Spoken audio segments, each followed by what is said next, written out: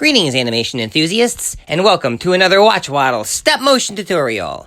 Well, you've seen us animate an adventure toon, and you've seen us animate a space toon. Now it's time for the fan-favorite genre, and my personal favorite, the monster movies.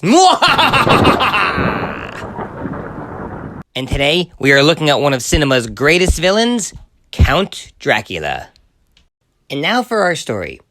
Late one night in the Castle of Count Dracula, two young lovers are fooling around when suddenly a mysterious shadow drops on them. Could this be the work of the vampire? Two hunters, played by myself and Quacky, are called to head to the castle to deal with the threat. Armed with stakes, they enter the castle. However, below them, in his coffin, Dracula awakes.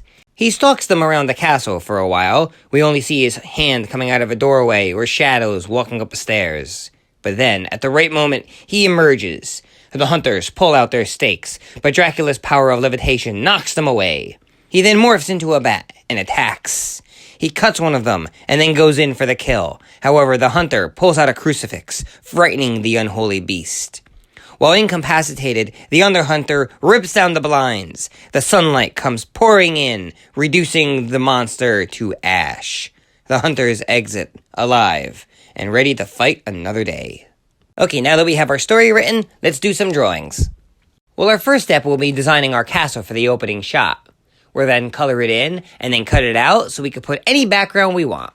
The inside of the castle we're going to keep very gray and very plain. This way our characters will stand out more in front of it. Now, as I previously mentioned, the hunters will be played by myself and Quacky, and we'll have Europe and his girlfriend playing the unsuspecting teens in the opening. Now, as for the character of Dracula, we went through several cartoony designs, but decided to go traditional. We're going to use actual little wood pieces for the stakes we're armed with. As for Dracula's coffin, we're going to use brown construction paper, using separate cutouts for the lid.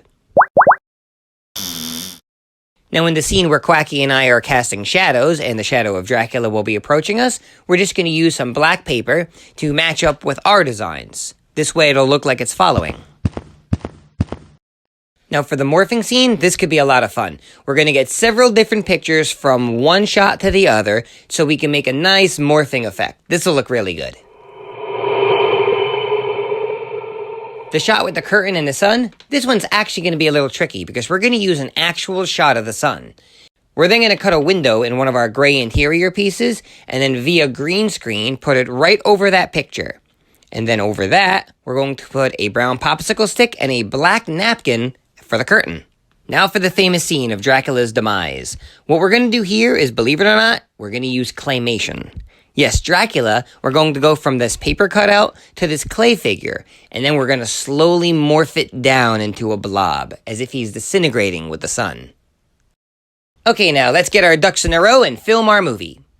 Action!